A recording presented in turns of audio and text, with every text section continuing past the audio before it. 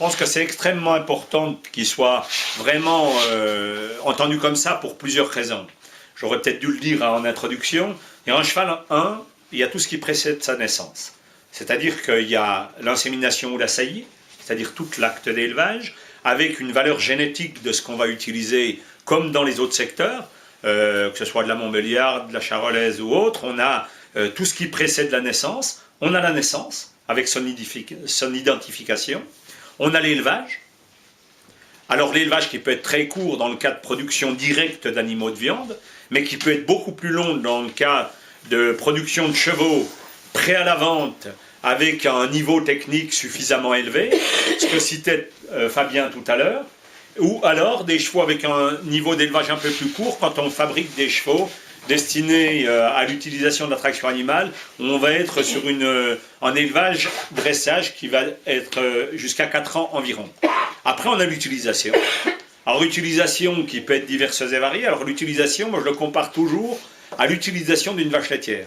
C'est-à-dire qu'on a fait naître un veau, on l'a élevé jusqu'à 3 ans, on va traire ce veau, cette génisse, jusqu'à ce qu'elle soit à la réforme. Ça peut être, si on est à la ferme des 1000 vaches, ça va être 2 ans et demi. Si on est chez Giraud, ça va être 8 ans environ, hein, ça peut être plus. Mais voilà, en gros, ça c'est la partie utilisation, ce qui correspond à l'utilisation d'un cheval sur un circuit sportif ou un circuit de loisirs ou de centre équestre ou d'utilisation agricole en traction animale. Et puis après, il y a la mort, il y a la fin de vie. Alors, les vaches laitières, évidemment, en fin de vie, elles ne partent pas à l'équarrissage, elles partent pour donner du bien alimentaire. C'est extrêmement important dans notre situation mondiale qui va vers un déficit de protéines, c'est sûr. Donc, le cheval est complètement lié à ce système global-là, et c'est pour ça que c'est réellement un réel produit agricole.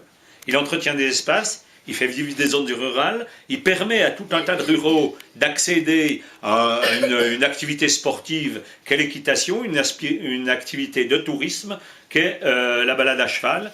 Donc, et pour une part, il y a tout un tas de chevaux qui sont utilisés au niveau national encore, et un petit peu en augmentation, en utilisation d'énergie animale. Alors ça, c'est extrêmement important parce que c'est aussi un des combats transversaux mondiaux de la Confédération paysanne. Aujourd'hui, au niveau mondial, il y a environ 10 à 12% des paysans qui sont motorisés. Tous les autres travaillent avec l'animal, mais dans les autres, c'est-à-dire dans les 90% qui restent, il n'y en a que 40% qui sont à l'animal, 60% qui sont en travail manuel. Ce qui veut dire qu'en fait, nous on se situe toujours dans notre logique, on voit midi à notre porte, on pense qu'effectivement le monde tourne partout comme nous, c'est loin d'être le cas. Et un des combats de la conf par rapport à ça, c'est de faire reconnaître l'énergie animale comme une énergie renouvelable au niveau mondial, parce qu'au-delà de cette reconnaissance qui est importante localement par rapport à la démarche qualitative de certaines villes, de certaines forêts ou de certains vignobles, eh bien, on se bat pour une agriculture différente au niveau mondial, des agricultures différentes. Et il est évident que si on avait eu cette reconnaissance-là, eh bien, au moment où la Hongrie est passée au niveau de la PAC, est rentrée dans le marché commun, on n'aurait pas mis 800 000 paysans à la rue. Et là, on a mis 800 000 paysans à la rue. Donc, dans notre combat global au niveau de la Confédération paysanne, cette dimension globale, elle est fondamentale.